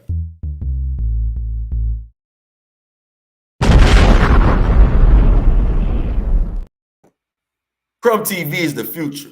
So we're going ahead. We're not stuck in the bondage slave thing. We're talking about what was going on for real. See, when they was putting us in zoos and advertising big booty, go back to last night, Attack on Black Masculinity, so you know what I'm talking about. When they were putting us in zoos and had the women like Venus Hot Tot showing their booties in cages and all these things, they were calling it work. They were locking us in cages, calling it prison, saying slavery was over. That was actually the zenith of slavery. That was the most people incarcerated. Right now is the most people incarcerated in slavery than ever in history in North America. Don't let them fool you with the 400 years ago story. 400 years ago, we was chilling, popping champagne. Word to the Rivers family and to the Haitian family, Iki and them. Oh yeah, we're living proof that story's a lie. Slavery's right now. That's why we got to keep yelling at this screen at y'all. That brother right there in so-called slavery times built Chicago, so it would be no so-called slavery times. And that brother right there was sent by an Arab brother in Dearborn, Michigan, that was from the Middle East that knew what was going on out here because the Arabs been coming back and forth out here to go to Chicago and establish a temple there for our people to go from lost to found. Hence the name Lost Found Nation of Islam. Now, I gotta come in here too because I'm wearing this hat for a reason, family.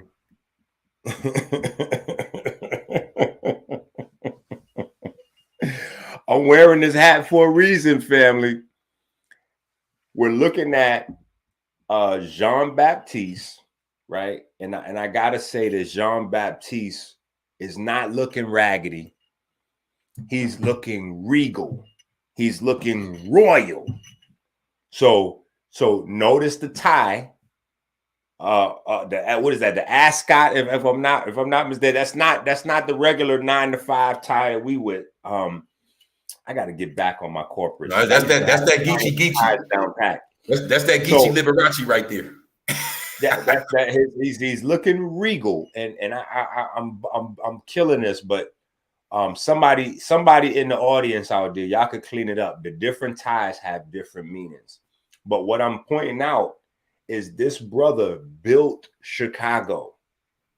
So when I tell you guys that masonry is your birthright, this is literally a mason landscaping, the hiring the workmen, the building the structure. This is literally what I'm talking about in real time. And this is the history that y'all are clearly confused about. You could not build societies without masons. That's how it works. You can't build school systems. You can't have scientists. You can't have astronomers. You can't have geologists. You cannot have these things without the builders, the masons. This is why that science was continued to be passed down fraternally, mouth to ear, mouth to ear. And it had to be passed down what we call today right and exact.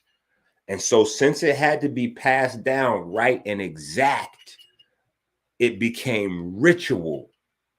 How you pass it down, how you communicate the steps, the science, so that you would continue to have sons that could build and provide for their mothers, their fathers, their sisters, and the rest of society around them. But we're looking at it in real time. When we're talking about now Elijah going to build these lodges and this lodge and that lodge, what do you think these guys were doing? If I pull up the supreme lessons, right? If I pull up the supreme wisdom lessons right now, how are the people referred to in the supreme wisdom lessons? They're not referred to as brothers. They're not referred to as sisters. They're not referred to as members. They're referred to as laborers. Laborers are the introductory builders that haven't learned the science yet, that's just being educated into the ways of masonry. That's why they are regarded as laborers. Let me get my own damn bomb. It ain't no fun when the rabbit got the gun, you heard?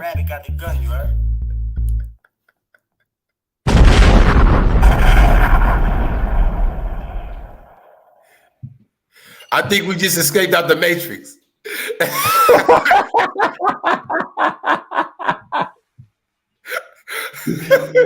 Oh shit! Hey, I don't even know. We gotta finish this one. We went so deep. Let's finish it out though.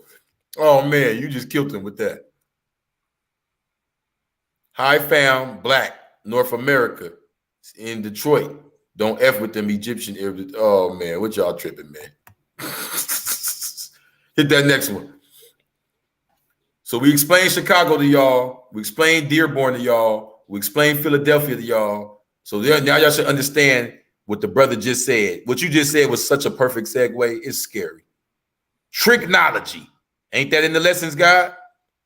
That's when you have knowledge that's a trick. That's called the Google Gop. Google, not googly gop, y'all. Google Gop for all you Googlers out there. Let me get my read on. What is a mafia? Does anybody even ask themselves there, or do they just automatically start thinking about John Gotti and killing people and drugs? Any organized group using extortion or any other criminal methods. Therefore, not taking your kids to school, learning the black knowledge, learning things that the country don't want you to know about, not practicing the religion they want you to, saying I'm not a slave back when they said you was, that was all considered criminal. So all the freedom fighters were considered black mafia. How about that, y'all? Oh, no, wait. I could simplify it even more, because this is something that a lot of people that might be watching, they might have heard about this going on. And this scared a lot of people in the 90s up into the 2000s. If you was on any type of public assistance, EBT, Medicaid, whatever, and you try to switch your children on to vegan, it was people getting arrested because they wasn't trying to get their kids milk. You know what I'm saying? Like they was getting they benefits canceled and all kind of wild shit because that was criminal, you know. And they was saying that they were trying to pronounce people as insane. And they even had the term orthorexia added to the DSM book. The DSM book is the list of mental illnesses. Orthorexia was listed as people who are like health conscious, who read the ingredients and think that different foods affect their body, and all kind of shit. They were saying that that's an insanity. You know what I'm thinking? No. You know what I'm thinking about as you speaking right now, God? Yeah.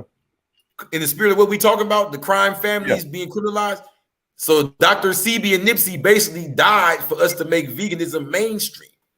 Because they was willing to kill you. You feel what I'm saying? Like for it to be hip hop mainstream, I should say. You feel what I'm saying? We call that tricknology, y'all. Don't ever think they're just going to leave you empty. They're going to give you an alternative knowledge. They're going to give you a fake knowledge to work with. They're not going to just, so when you're saying, I can Google this, I can Google that, it doesn't mean anything. You're Googling tricknology. Get up off your butt and do what a Mason does. What does a Mason do, brother? He travels, right? I'm not a Mason. So ain't Masons travelers? So yes, go travel, y'all, and get some information. Back when we were building and we were running from these people and fighting them back and forth, we had a lot of traveling we did on something called the Underground Railroad. The Underground Railroad is not a train. It's a quote unquote mafia, I guess, because another definition for mafia is a closed group of people in a particular field having a controlling influence. Now, mafia, the top term, mafia. Mafia is a like Italian, Latin word. This is just, it's describing a loyal family unit in that language. Literally, it has nothing to do with crime. The word itself has been criminalized in the United States of America and used to criminalize Italians. This was a word that they used to use for their families because they kept secrets from the government and they worked with them or against them. They just kept their power to themselves. That's all this means. I've met Russian mafias, Jewish mafia. Matter of fact, was it Meyer Lansky? Who was the first mob leader? He was a Jewish dude. He wasn't an Italian dude. Meyer Lansky, something like that.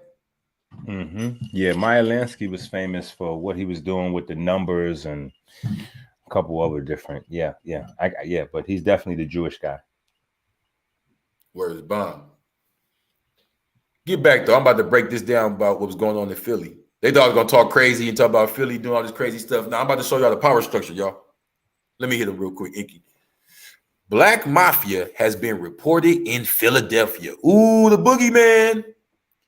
And a kinship relation among its members is suggested that is analogous to the Cosa Nostra. That's right. It's almost the same. It looks the same way. It's surprising them.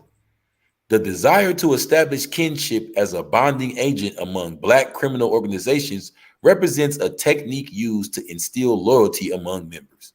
What is of further interest in exploring the theme of kinship or family is the number of successful African-American racketeers who were born in the South. So even when they did, for all you crime junkies out there that want to hear something about that, even when they did have crime mob bosses that were dark and melanated, most of them learned their traditions from the South. Same place the Cherokee Brigade was at. Y'all catching on to the pattern here? They claimed our land, but they never really got it. That's a false story they're telling us. So what they did was they made everybody who didn't say, yes, I joined the United States of America. Yes, I'm Indian tribe. They made them illegal. But we never disappeared. So many of the racketeers who were born in the South and organized their enterprises around the family. Let me read that again. Kinship of family is the number of, exploring the theme of kinship or family is the number of successful African-American racketeers who were born in the South and organized their enterprises around the family. Although there is an inexplicable relation between gambling and loan sharking and legitimate businesses, not illegitimate, y'all, legitimate. There's a relationship between gambling, loan sharking, and legitimate businesses. It don't always got to be illegal drug dealers and crazy pimps. Although there is an inexplicable relation between gambling and loan sharking and legitimate businesses among African American racketeers, there is an underlying belief among some in law. It ain't no fun when the rabbit got the gun, you heard?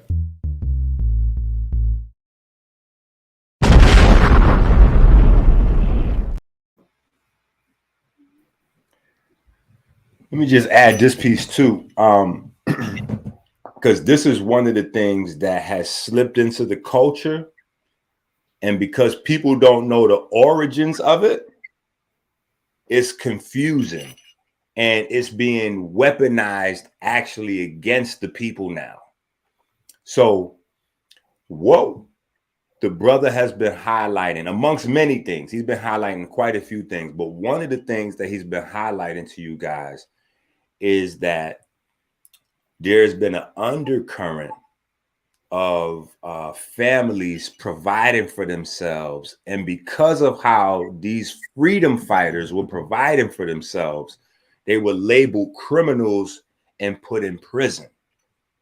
Now, when these freedom fighters went to prison for their beliefs, for their conviction, for their sacrifice to take care of their people, when they came out of prison, they were celebrated. Oh my God, yo, he did 5 years for the neighborhood. He did 10 years for the community. He just went to jail, blah, blah, blah. Cassius Clay changed his name to Muhammad Ali and went to prison in order to not kill colored people for capitalism.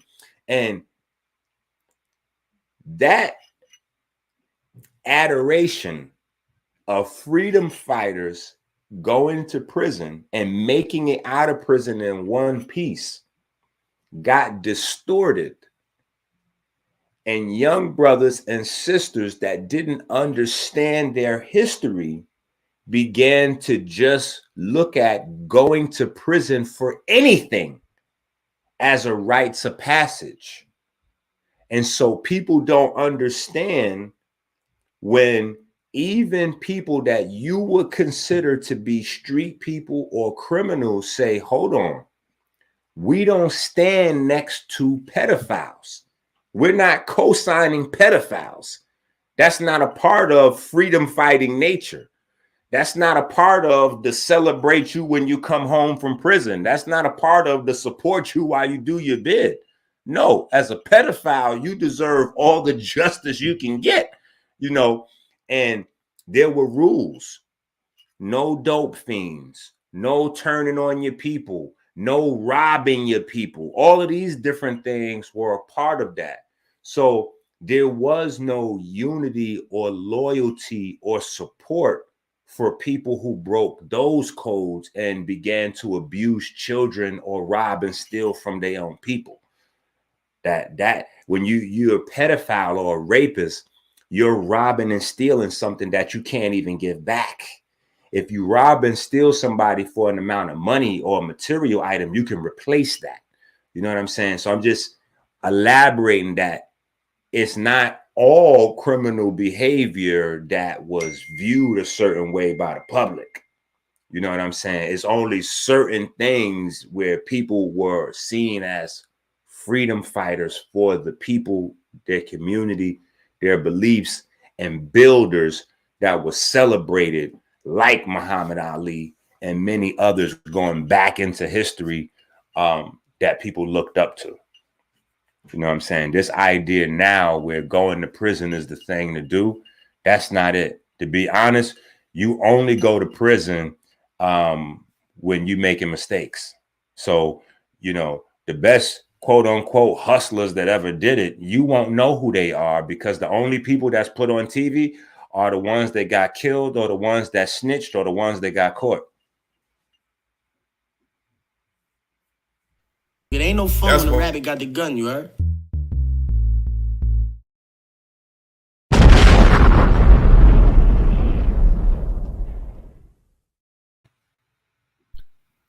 You took the words in my mind that I was trying to put in my mouth and put them into words. You feel me? You feel me? Hit that next slide, man. Yeah, you did that. For real. Because that's exactly what I was trying to say there. So this is 2011, y'all. I'm still in prison. But now I joined the Nation of Guys and Earth. Now I'm actually part of a so-called Black Mafia, right? Myself. I'm part of a family of people who love each other. That's loyal, that wouldn't do anything. And we don't do crime.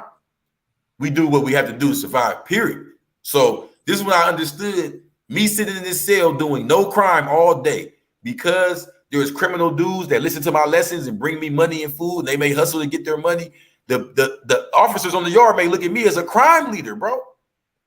I'm teaching these dudes to resist certain things. I'm teaching these dudes who they are. The police are coming to me calling me Lil Malcolm X and stuff like that, cracking jokes, but really plotting on me, right? This is when I finally understood what was going on here. And I got a way deeper knowledge, y'all, after I did the 120 and started teaching my own students. Oh, hit them slides. We're going to slide through this. This ain't gonna need too many words here. This is the reverse MK Ultra. I had to fix myself. Now, we're talking about a time when Black people, according on TV and the newspapers, were poor, nothing, walking around with rags. I see Martin Luther King getting beat. When I was thinking I was Black and all that weak type thinking, that was cool to me. Martin Luther King, Black, getting beat. We're the victim. Save me, please, God. Jesus, help me. When I finally woke up and felt strong and I'm the original man, the Black man, the God, I needed something strong to look at. I couldn't keep looking at Egypt 6,000 years ago. That's when I found out this man, Elijah Muhammad, that everybody likes to belittle and down talk so much. If you take away all the hoopla and the Google gop, the stuff y'all got to Google, and you look at it for what he is, yeah, that part. You'll find out the truth. This was a powerful man. Oh, my God. In a time when man had no power. When Martin Luther King was walking down the street getting spit on.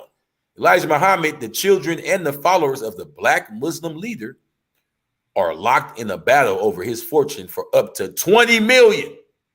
How many of you niggas know a nigga with 20 million right now?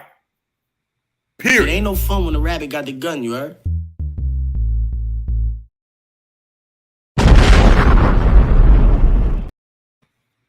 That made him like a damn near a billionaire back then. Hey, I didn't even think about that aspect. Yes. Because the money was worth different. That was damn near 100 years ago. You know, when that Elijah was rocking. Yeah. Yeah. That money value totally different. They had a fortune. For real, bro. Now look, I want to show y'all something though, because y'all just thinking, so what? My uncle had this, my uncle had that. No. We're not talking about your uncle. We're talking about Muhammad was the son of a Georgia sharecropper. Do y'all know what sharecroppers are, y'all? A nice, pretty word for the next slave after slavery when they had to rename it. One step off. This dude was a child of slaves. He was born on a plantation and made 20 million. No, he probably made hundreds of millions. Left 20 million. And a whole nation that we still is using their words and slang and living off of right now. If we don't stop arguing amongst each other and come together, y'all, I showed y'all Noble Drew Ali. I showed y'all Ramadan Ibn YT. That's the Indians for all you Indian niggas. That's the Moor for all you Moorish niggas. Here go the Muslim for all you Muslim niggas. Can we come together, y'all? It's one big Black Mafia family. Ain't no fun when the rabbit got the gun. Muhammad, the son of a Georgia sharecropper, called himself a prophet and lived like a king in a fortress-like building on the south side. When he died in 1975 at age 77, the group had 100,000 members, and Muhammad had amassed a fortune, much of it collected in small sums from followers. He and Wallace Farr founded the group more than 50 years ago as a first step toward creating a Black nation. Farr disappeared in 1934 because of the feds, y'all, leaving Muhammad the undisputed leader. This isn't a religious thing. If y'all caught up now by this time in the video, there has always been a leader of Islam in North America for the original nations. Y'all think this is something far long ago we was talking about. I don't know what y'all was taught. But before Noble Drew Ali, we just showed y'all Ramadan Ibn YT. There was a gap of time after that. After he came out of power, Marcus Garvey was sent over here by Dulce Muhammad. Then Noble came up. After Noble, while his forehead had the seat for a second, it passed it to Elijah. Word is bond. What happened in the gap though? I'm about to hit y'all with the hit. I'm about to hit y'all with the bomb. Because we at 130, so let me hurry up. I'm about to hit them with the bomb. I'm about to drop it. They tired of waiting. Let me hit them with it, man. That's right. Oh, y'all thought y'all were going to see a magic dragon? That's the Black Mafia, y'all. Justice, freedom, equality, Islam. That's the flag of the nation. Islam. Muhammad Ali was getting pressed on by the Italian Mafia. Am I telling a lie? Not at all. The Nation of Islam, the Nation of Islam came and protected and saved him. Our black power structure. And for y'all that's trying to make us a crime family, it was no crime family. Bumpy Johnson was a real criminal crime boss. Tied in with the Italians and all that. But when it got a little rough around the edges, when he had to show the Italians I ain't nothing to play with, he came around the black Muslims. It ain't no fun when the rabbit got the gun, you heard?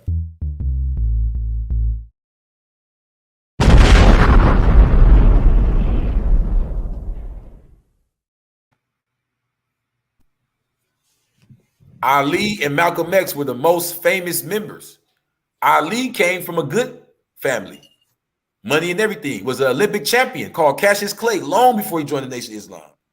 Malcolm X came from the slums, from the prison. Why did they both end up in the same place? Because this is a black power structure for all. They want to keep the prisoners and the thugs away from the conscious niggas and the athletes and all that. But we here to bridge the gap. Crip Jesus, Dr. Inky. We here to bridge the gap, y'all. They don't want the power structure together. They want to say, those are the bad guys. These are the good guys. Integrate with us, good guys. Stay down there, bad guys. We're not playing that game. Bring that back up. This was the real power structure right here. Chicago Muslim gets a Gaddafi loan. What y'all don't know is y'all thought this was a group of niggas in America. And I said the word niggas on purpose. A lot of people like to belittle the nation. But when Elijah Muhammad was still alive, if I'm not mistaken, I think he received $3 million from Gaddafi to build a mosque in Chicago because Gaddafi is from Libya, y'all. We're about to show y'all where Libya is and what's really going on here.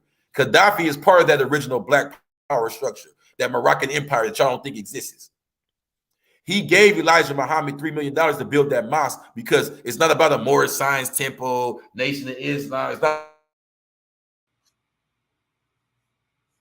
power of Islam in North America at that time for the black people. Not the random mosque here, whatever, for the black nation.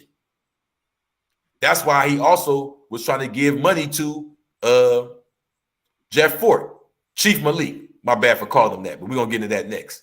The point is, Islam itself is our power structure.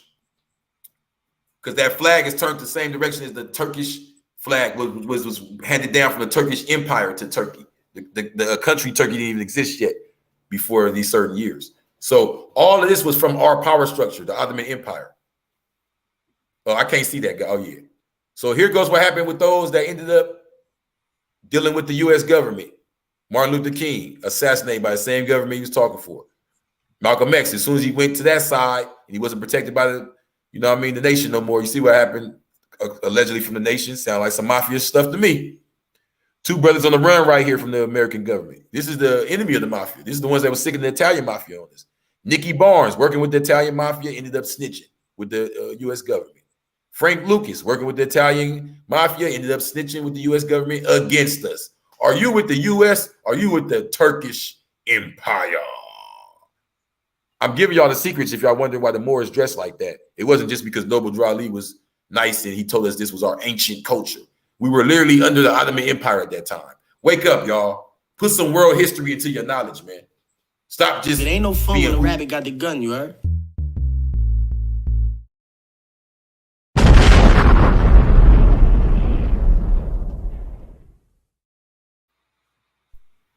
Words bomb, man. We ain't playing no games. We don't even know how to play games at this point. Oh, my bad.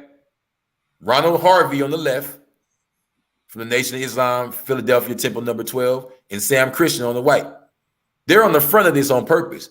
They're who's going to pop up when you type in real black mafia. What's a real black mafia? You're going to show these guys and blame it all on them. Peace and blessings, Sam Christian. Suleiman Bey. You understand what I'm saying? And Jeremiah Shabazz. You know what I'm saying? These brothers, they criminalize and made the face of a black mafia. And we're here to take them faces off of it and show y'all the real today. Shout out to the 166 people in here. The number keeps going higher and higher because I know y'all loving it, man. Can we reveal the real black power structure? Can we reveal the real black power structure? Y'all didn't think because he light-skinned, huh? Y'all thought because he was light-skinned it wasn't the truth, huh? Y'all thought Wallace Farr Muhammad was a white dude, huh? Y'all probably thought he was a white dude too, huh? Did y'all know he used to walk around with a bunch of tall, chocolate African women as his guards? No man. Sound like a black man to me, huh? He don't want no niggas around him. He keep a bunch of tall, fine chocolate sisters known as Amazons. Well, if you look up the word Berber, for all you Google niggas, it's not called a Berber. Nobody was running around calling themselves a Berber. We call ourselves an Amazigh. Amazigh is where the word Amazon come from. Words bond to Crip Jesus breakdown. So the Amazon, the Amazigh, North African people, the original Amazons, the tall women of North Africa, the Amazigh, he had them with him as his security guards. And he also was the ruler of Libya. Do y'all know where Libya is? Libya is where Tripoli is at. Tripoli is the place that rabbit got the gun, you heard?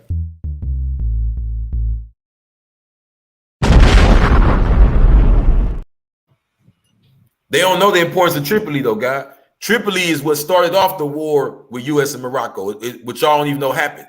This is the reason why they hate people that look like me wearing do-rags and rags. Like, they hate even the vision of any of the Moroccan pledge allegiance to, but they love to make fun of us. They love to make characters with our names and put it in our face who and what we are in these movies. But the funny thing is, though, Morocco ain't gonna give you the answer. You're gonna be walking around all day saying, more of this, more of that, more of this. It was Tripoli. If you don't know that, you don't know more science. You don't even know where it starts at. Tripoli. Thomas Jefferson refused to pay Tripoli, and he gave his money to Napoleon. Why? Because my brother Inky's family was down there handling their business. During the Haitian Revolution, Thomas Jefferson was so mad that the black nation, the black power structure, yeah, I said black, so what? Black. The black power structure was taking over the world. And he gave $15 million to Napoleon. He didn't buy no land. That was his initiation to pay for the USA to get into the Illuminati. It ain't no fun when the rabbit got the gun, you heard?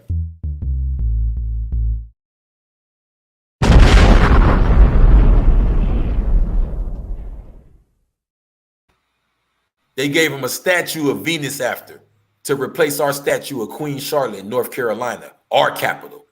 Gullah, Gullah, Geechee, Geechee.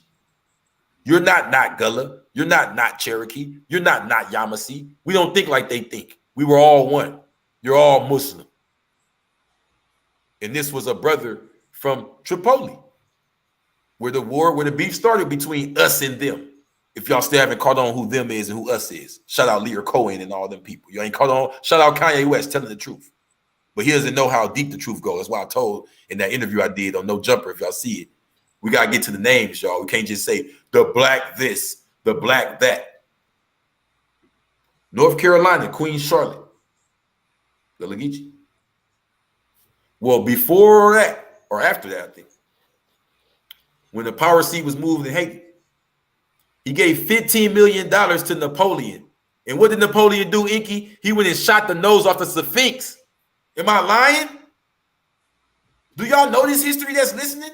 Y'all thinking about some niggas slinging crack on the corner? The black mafia is way bigger than that.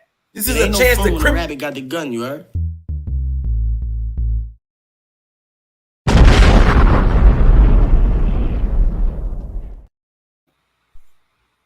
Bring back Gaddafi. I done got so excited I didn't even read the damn paper.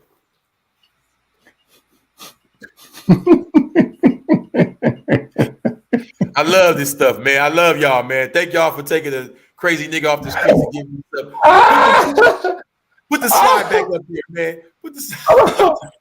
Yo, listen, y'all don't know how crazy Crip Jesus is, man. Crip Jesus was really, really adamant. I got to put this on me.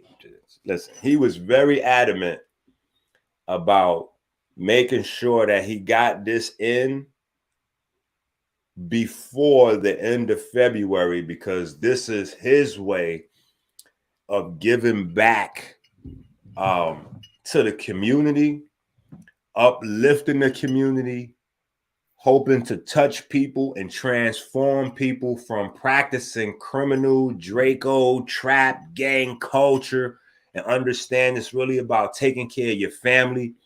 When you guys start saying hood, it's about the hood, it's all hood and all that. We want y'all to start transforming the way y'all see and hear the word hood. And instead of thinking neighborhood, we want y'all to start thinking fatherhood. We want y'all to understand that this is Black history. You know, this is not militarization. We're not giving you guys a call to be militant. We're giving you guys a call to be fathers. We're giving you guys a call to be good brothers and sisters. We're giving y'all a call to get off the drugs. We're giving y'all a call to become real entrepreneurs instead of feeding into these stereotypes. That's the purpose of why the brother is so adamant. I'm telling you, adamant, because y'all can't see him off the screen. Like, no, Inky, we got to go live today, right now.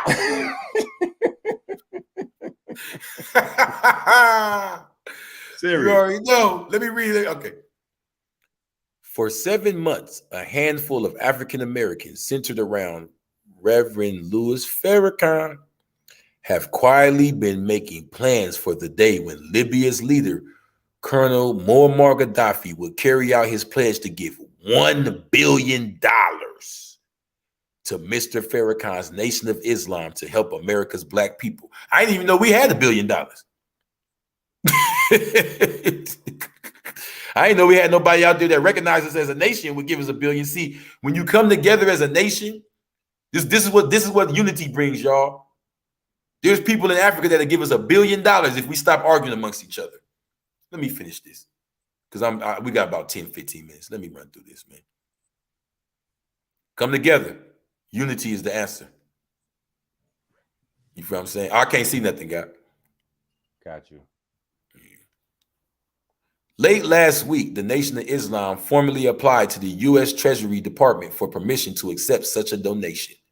The move is likely to rekindle the outrage and derision that greeted Colonel Gaddafi's pledge when Mr. Farrakhan visited Libya in January during a controversial tour of North Africa and the Middle East. Next slide. This ain't the only time this happened, y'all. Like I told y'all just now, Tripoli was U.S. first enemy. This is a real reason why they're tripping about him giving any money or helping us and why he's identifying the Black people as his and why he should share with them. They don't like that because they understand why they put us in, why they went against us and why they imprisoned us and why they made us criminal. It was a fight. This was during the World War. Remember, they locked up the Japanese during World War II. They locked us up during World War I. That's what they don't talk about because that was our empire they was fighting. Tripoli was U.S. first enemy. No, go back. Tripoli is in Libya. But guess what I typed in? Because I wanted to know why was it called Tripoli? Now it's called Libya, right? Okay. Who owned Libya before Italy? I didn't even know Italy owned Libya. This is why Gaddafi had to come in power and take the power out of Italy in America's hands. King Idris was over there. If y'all want to look it up, you don't believe me. King Idris had a coup done on him by Gaddafi. So the Ottoman Empire, y'all heard me, y'all? The Ottoman Empire, we were connected to, it's 174 in here. Y'all hearing the truth now. It don't matter if you call it Nation of Islam, Moorish Science Temple, Nation of Gods and Herbs, whichever nation you want to call it. Nation of Naga God, pyramid niggas, whatever. It had to do with a war between the U.S. and Tripoli. Okay, niggas. And it had the power came from the Ottoman Empire. You didn't have power just from the sky going, Shama Lama Lama, fire come down. It wasn't from doing crime and selling bricks, neither. The Ottoman Empire. The Ottoman Empire. Oh, I'm about to read it. My bad. The Ottoman Empire formally ceded Libya to Italy under the Treaty of Uchi on October 18th, 1912. Libya formally remained an Italian colony until 1947, when Italy relinquished its claims upon Libya, which had been under joint Franco-British occupation since 1943. Franco-British. You know where the Brits is at, the Americans is there. So he had to actually kick out the Italians, the British, and the American when he came into power. Gaddafi. Next piece. So then, first American labeled a terrorist. What y'all don't know why this is up here is because he did business with supposedly Gaddafi. He spoke to supposedly Gaddafi. That's illegal for you. They said, oh, Gaddafi wants you to blow up stuff over here. He's going to give you $2.5 million to blow up stuff. Gaddafi was going to give us $1 billion just to be good black people. You think he wouldn't give him $2.5 million just because he liked Islam? He liked that. And guess why, y'all? He's so much like that. Why is he so concerned about the African? Do y'all know what an African is? Do y'all even know where Africa is? Y'all think Africa is the name of the continent? No, that's Akibulan. That's El Maghreb. But a lot of these black power niggas is going to tell you, ain't no Africa. That's the name of a Roman general. The white man made up Africa. The white man and all the power of the great God white man. No, it's called Ifriqiya. Arabic. That's how you spell it in Arabic. And how you pronounce it in English is literally Africa, also known as El Maghreb Al-Ada, a medieval historical region in Tunisia, Eastern Algeria, and Tripolitania, today's Western Libya. It ain't no fun when the rabbit got the gun, you heard?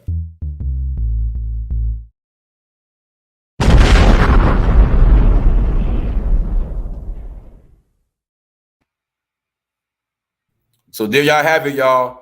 They're beefing with the African. Yeah, Africa, place in Libya. They're beefing with Libya.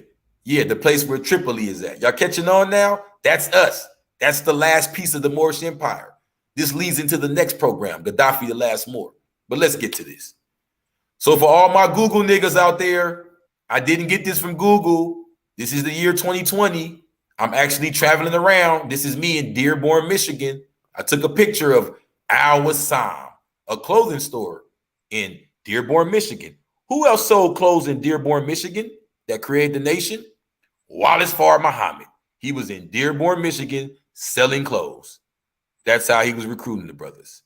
This was in me in Dearborn, Michigan, buying clothes at Al-Wassam, owned by an Arab who does business with Southwest T of the Black Mafia family. Did it come back around full circle for y'all? Y'all thought I was lost just talking about a bunch of random stuff? No. Guess what, y'all? When I walked into Al-Wassam in Dearborn, Michigan, where all this started at, I met Southwest T. You know how he greeted me, Inky? Guess what he said to me, bro? Kilogram Draco gangbang, some of that slick shit. Nope. He said, Salam alaikum, brother.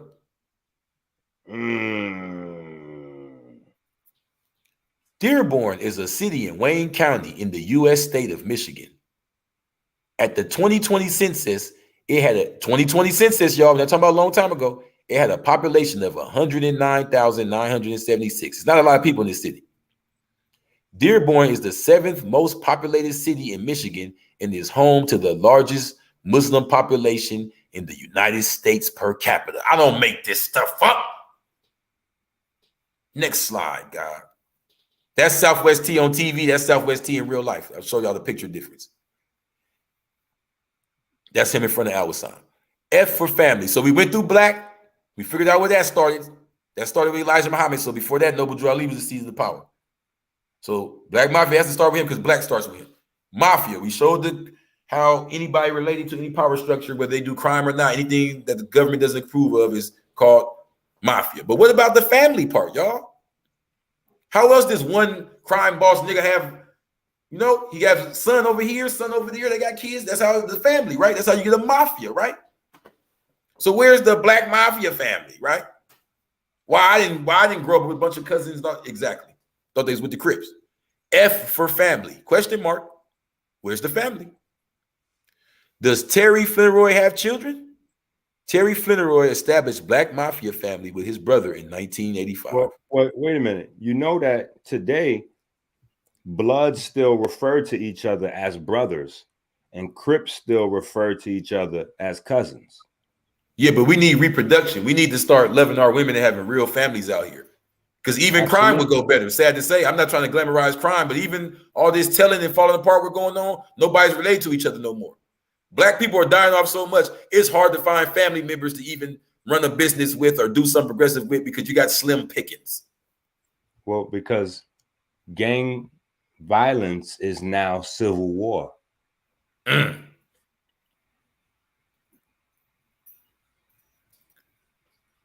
He has one son. That's the one we see on TV all the time. His brother has one son. They're not gone. They only got 2 sons. Maybe if they both had 20 sons, we'll see a big old BMF in our face. See, all this stuff is real, man. We ain't making up nothing. Organized smuggling. So what they're talking about when you're going back to Philly and they're showing all these Muslims, we're showing this on purpose before we leave up out of here, y'all. If anybody wants to leave up out of here saying, oh, yes, they just showed a bunch of Muslim criminals. No. They would call these people Muslim criminals or slave criminals or whatever you want to call them. Because this was organized smuggling, right?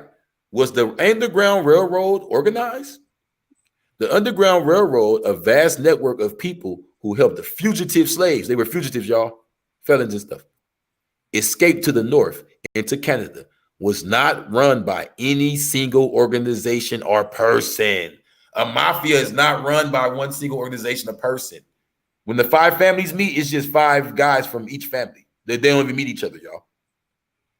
So stop thinking the black mafia families is big old. No.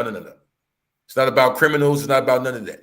These were black people in an upheaval against the government. Now, fast forward. In 1958, Philadelphia-born Jeremiah Shabazz, formerly known as Jeremiah Poole, was promoted to minister of the Nation of Islam's Temple 15 in Atlanta. Atlanta, y'all.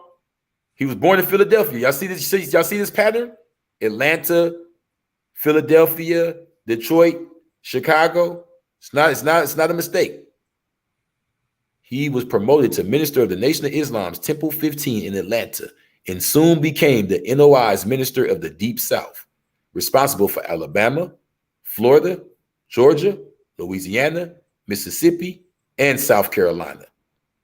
In 1961, Shabazz was asked to help the NOI's minister in Miami, Ishmael Sabakan, court Cassius Clay. Y'all favorite boxer, Muhammad Ali, back when he was still Cassius Clay. They went down to Miami to court him to the Nation of Islam, as Shabazz said of the early meetings with Clay/Ali. Y'all see that picture of the runaway fugitive right there being apprehended by all those white police or whatever the hell's going on right there? This is your mafia, supposedly. Organized smuggling. They were smuggling guns for war. They were smuggling people. Oh, yeah. Maybe a little bit of liquor, too. Prohibition time. Next slide, God. This is the media BMF. And the name of this show is The Real BMF, Media versus Islam. So the media had things like Junior Black Mafia. In the 1990s, the JBM developed out of the street culture of Philadelphia and represented an attempt to become an organized crime syndicate similar to the La Costa Nostra in the original Black Mafia. Yeah. But we heard about the birthright. I ain't gonna go too deep into this though. They're gonna always feed their media version. Then you got the other media version, how you got Junior Mafia, right? From the Junior Black Mafia. Then you got people like Yusuf Bey, who was an affiliate of the Nation of Islam. He was taught by the Nation of Islam, but he had his own organization. He had his own family. But I bring him up because a lot of people were named Bey in California under him. And he was very well known by us. That was seen as like a kind of like a black mafia to us that was real amongst us. Like, you know what I mean? But these people had nothing to do with Elijah Muhammad. In attempting to attach any type of crime or anything you see, ghetto hood to the nation, it doesn't make any sense because he was the leader for all of us, including those people we're looking at in this slide right here. Black is black, y'all. People under oppression are people under oppression, y'all. It's real. Google can't give you the answer. It can only give you googly gop. Google gop. Google boo-boo. Last slide. We're going to end this on 2 hours exactly. If you Google Black Panther, what do you get? The movie. But if you Google Black Panther Party, you get another so-called Black Mafia. When they were alive, they considered them a bunch of criminals. You see how they treated Tupac Shakur and them? They were a Black Panther family. Don't trust Google. Trust Islam. Don't trust the media. or social media. Trust knowledge itself. Trust Crumb TV, because we are the future. I am Crip Jesus. That's my brother, Dr. Inky. Shout out to Crumb TV for letting us do this presentation. And you have just learned about the real BMF. Escape from the Matrix. Only real niggas like Illuminati. Wanna join, catch a body. We ain't fucking with no Johnny. Only real niggas got me. Run and tell them better stop it, nigga. Taking off like a rocket, nigga. Tell these clowns better stop. Black Illuminati, wanna join, catch a body. Ain't fucking with no Johnny. Only real niggas want me. Black Illuminati, wanna join, catch a body. Ain't fucking with no Johnny. Only real niggas want me. Run and tell them better stop it, nigga. Taking off like a rocket, nigga. Tell these clowns. Ain't fucking with no Johnny. Only real niggas want me. Black Illuminati, wanna join, catch a body. Ain't fucking with no Johnny. Only real niggas got me. Run and tell them better stop it, nigga. Taking off like a rocket, nigga. Tell these clowns better stop it, nigga. Steve Francis with the rocket with her. Young niggas so relentless. Getting faded, yeah, I bet, bitch. Turned up, yeah, we in this. All my niggas gotta get rich. I do this shit on the regular. I do not see no competitor. Got the Nina and Predator. So you better not go try your luck. Black Illuminati in the cut. In the ring, yeah, you know what's up. Super low, yeah, you know what's up. Turn the gas up and show I told them niggas don't play with me. I'm in my zone, I'm beating patrol. It ain't no fun when the rabbit got the gun, you heard?